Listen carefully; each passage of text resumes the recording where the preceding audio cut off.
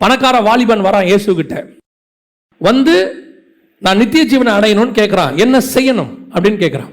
கேட்கும்போது இயேசு சொன்ன வார்த்தை என்னன்னா, எல்லாவற்றையும் விட்டு தரித்திரருக்கு கொடு. சரி, இந்த பணத்தை அந்த வாலிபனுக்கு ஆசீர்வதிச்சது யாரு? கர்த்தர் தான் ஆசீர்வதிச்சார். ஏன்னா அவன் சொல்றான், நான் நியாயப்பிரமாணத்தின்படி சிறு வயது முதல் கொண்டு ஃபாலோ பண்றேன், நான் நியாயப்பிரமாணத்தை பெர்ஃபெக்ட்டா ஃபாலோ பண்றேங்கிறான். வசனம் சொல்லுது, கர்த்தர் அவனிடத்தில் அன்பு கூர்ந்து. அப்படின்னா என்ன அர்த்தம்? அந்த வாலிபன் சம்பாரிச்சதெல்லாம் நியாயமான பணம், நியாயப்பிரமாணத்தின்படி பெர்ஃபெக்ட். அப்ப கர்த்தர் தான் அவனுக்கு கொடுத்திருக்கிறாரு. இதே கர்த்தர் தான் இப்ப சொல்றாரு, அதை விட்டு விடு, அதை விட்டுட்டு என்ன பின்னாடி வா. வசனம் சொல்லுது இல்ல, எல்லாவற்றையும் நஷ்டமும் குப்பையும் என்று விட்டேன் அப்படின்னு சொல்றாருல்ல. அந்த நஷ்டமும் குப்பையும் என்னன்னா, கிட்டத்தட்ட இந்திய பணத்துக்கு இன்னைக்கு ஒரு 10,000 கோடி கிட்ட வருமா. அவர் அன்னைக்கு ரோமாபுரியில் வச்சிருந்தது. ஏன்னா அவர் வந்து கமாலியல்கிட்ட படித்தவர், டூயல் சிட்டிசனு. ரோமாபுரியில் அரசாங்கத்தில் செகண்ட் கிரேட் ஃபர்ஸ்ட் கிரேட்ல இருக்கிற ஆஃபீஸர்ஸுக்கு தான் டூயல் சிட்டிசன்ஷிப் கொடுப்பாங்களா அன்னைக்கு. ஏன்னா அவங்க அப்பா வந்து யூதன், அதாவது பென்யமின் கோத்திரத்தான். ஆனால் அவங்க அப்பா ரோம சிட்டிசன். அது யாருக்கு கிடைக்கும்னு கேட்டீங்கன்னு சொன்னா, ரோமாபுரியில ராஜாவுக்கு அடுத்த கேட்டகரியில் இருக்கிறவங்களுக்கு தான் கொடுப்பாங்க, மற்றவங்களுக்கு கொடுக்க மாட்டாங்களாமா. அந்த கிரேக்க அதிகாரி சொல்றான்ல, மிகுந்த பிரயாசப்பட்டு இதை நான் பெற்றேன். அப்ப பவுல் சொல்ற வார்த்தை என்ன?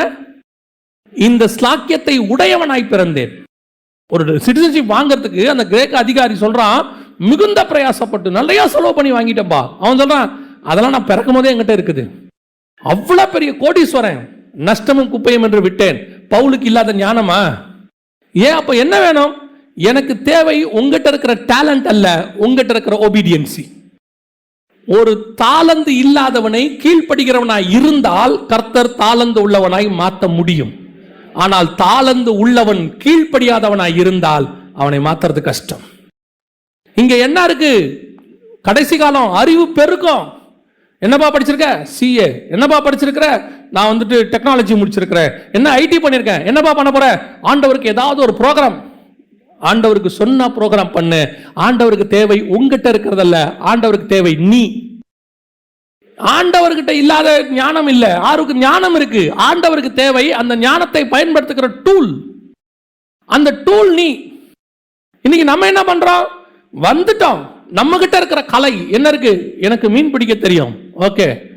ஆண்டவர் பார்த்தாரு, சரி போடு மீனை. அவங்க பிரயாசப்பட்டாங்க. என்ன நடந்துச்சு அந்த இடத்துல? வசனம் சொல்லுது, 3வது வசனம், சீமோன் பேதுரு மற்றவர்களை நோக்கி, மீன் பிடிக்கப் போகிறேன் என்றான். அதற்கு அவர்கள், நாங்களும் உம்முடனே கூட வருகிறோம் என்றார்கள். அவர்கள் புறப்பட்டு போய் உடனே படவேறினார்கள். அந்த ராத்திரியிலே அவர்கள் ஒன்றும் பிடிக்கவில்லை. நீதான் ஏற்கனவே ஒன்னும் பிடிக்காம தானே உன்னை கூப்பிட்டு வந்தேன். ஏற்கனவே நீங்க பண்ணிக்கிட்டு இருந்த வேலையில ஃபெயிலியரா? நீங்க ஏற்கனவே உங்க பண்ண விஷயம்லாம் நஷ்டமாச்சு. அங்க உங்களுக்கு சமாதானம் இல்லை, அதுல உங்களுக்கு ஒரு பிரச்சனை. அதுக்கு தான் கூட்டிட்டே வந்தோம். இது என்னவா இருக்குது? பழையவைகள் எல்லாம், வசனம் சொல்லுது, பழையவைகள் எல்லாம் ஒளிந்து கொண்டன. ஒளிந்து போனல, ஒளிந்து கொண்டன. எங்கேயோ ஒரு இடத்துல இருக்கு. இப்ப திடீர்னு சூழ்நிலை வந்த உடனே வேட்டியை மடிச்சு கட்டிட்டு இறங்கிட்டாரு கடலுக்குள்ள. நம்ம என்ன சர்வைவலுக்கு என்னப்பா பண்றது? இயேசுநாதர் போயிட்டாரு, அவர் பாட்டுன்னு தரிசனம் 2 தரிசனத்தை கொடுத்தாரு, காணாம போயிட்டாரு. இப்போ என்ன பண்றது? அடுத்த வேலை ஆகாரத்துக்கு என்ன செய்வோம்? பேதுரு, என்ன சொல்றீங்க? மீன் பிடிக்க போவோம், நாங்களும் வருகிறோம். சரியான நேரத்தில் சரியான முடிவெடுத்தாய் பேதுரு. போய் போட்டா ஒரு மீன் கிடைக்கல. பேதுருக்கு தெரிஞ்சு போச்சு, பழைய கதை தான் போல. இதான் உண்மை. நம்ம கிட்ட இருக்கிறது கர்த்தர் எடுத்து பயன்படுத்தினா மட்டும்தான் சக்சஸ் ஆக மாறும். நம்ம கிட்ட இதே டேலண்ட் இருக்கும், நாம கர்த்தருக்கு அதை பயன்படுத்தலாம் நினைச்சோம்னா அது ஃபெயிலியராக மாறும். நீங்க கர்த்தர் உங்களுடைய மியூசிக்கையோ உங்க குரலையோ எடுத்து பயன்படுத்தும் போது பாருங்க, அது அநேகருக்கு பிரயோஜனமாக இருக்கும். நீங்க கர்த்தருக்காக அதை பயன்படுத்தணும்னு நினைச்சு பாருங்க, அழகா இருக்கும், குவாலிட்டியா இருக்கும், ஆனா ஸ்பிரிச்சுவாலிட்டியா இருக்காது. இன்னைக்கு ஆரம்பிக்கும் போது, ஊழியத்தை ஆரம்பிக்கும் போது கர்த்தர் அதை பயன்படுத்துறார், அநேகருக்கு பிரயோஜனமா இருக்கு. ஊழியம் ஆரம்பிச்சு கொஞ்சம் போன உடனே இவங்க என்ன பண்றாங்க தெரியுமா? அதை கர்த்தருக்கு நாம் பயன்படுத்தணும்னு முடிவு பண்றாங்க. ஆண்டவருக்கு இன்னும் அப்படி பண்ணுவேன், இப்படி பண்ணுவேன்.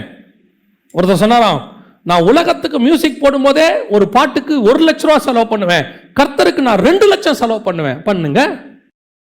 அவர் கர்த்தருக்காக செய்யணுன்ற வாஞ்ச. ஆண்டவருக்கு என்ன தேவைன்னா, இப்போ மோசையை பார்த்து மோசே எனக்கு ஒரு ஆசாரிப்பு கூடாரம் கட்டணும். உடனே மோசே நான் ராமசேசுக்கே ஊர் கட்டின ஆளு, நான் கர்த்தருக்கு இன்னும் பெருசா கட்டுவேன். ஆண்டவர் சொல்றாரு, இல்ல மோசே அது வேணாம், கட்டுறதுக்குலாம் நான் ஆள் வச்சிருக்கிறேன். அப்ப நான் என்ன பண்ணணும்? வேடிக்கை பார்க்கணும். கரெக்டா அவங்க செய்யறது கரெக்டா இருக்குன்றது சூப்பர்வைஸ் மட்டும் பண்ணு. ஆண்டவரே இது ஒரு சின்ன ப்ராஜெக்ட், இதுக்கு இத்தனை தேவையா? எனக்கு தேவை உன் மூளை இல்ல, எனக்கு தேவை உன் கீழ்ப்படிதல். ஏன்னா உன் மூளையில நீ பிரம்மாண்டமா கட்டுவ, ஆனா நான் கட்டுற ஆசாரிப்பு கூடாரம் பிரம்மாண்டம் கிடையாது, ஸ்பிரிச்சுவாலிட்டி. நான் கட்டுற ஆசாரிப்பு கூடாரத்துக்கு முன்னாடி ஆவிக்குரிய அர்த்தம் இருக்கு. அதுல ஒரு இன்ச்சு மாறினாலும் பரலோகத்தினுடைய திட்டம்